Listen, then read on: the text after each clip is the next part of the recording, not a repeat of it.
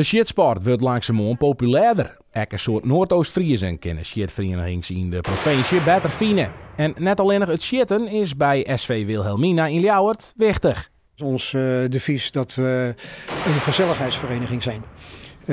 Mensen die hier binnenkomen, die geven elkaar allemaal een hand. Dat is eigenlijk, dat staat in het statuut ook. Als je binnenkomt, geef je iedereen een hand die hier binnen is. En dat geeft toch een moment van verbroedering. Je moet elkaar toch even in de ogen kijken van hoe gaat het met je. En ja, het sociale aspect van deze vereniging staat hoog in het vaandel. We hebben goede banden met elkaar, we kennen elkaar allemaal. Ording komt Else Toornsdioen geer in de warme kantine van Wilhelmina om vervolgens even op de shitbaan te staan.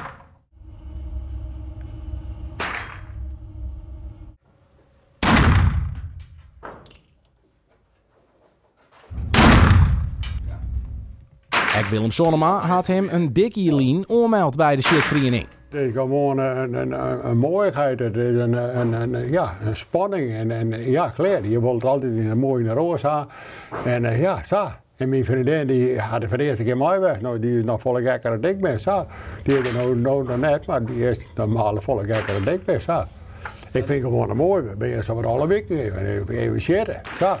Je kan hier gewoon oormelden bij een shitvereniging, maar dan volgt er eerst wel een uitgebreide screening. Als er geen problemen voelen worden, kun je los.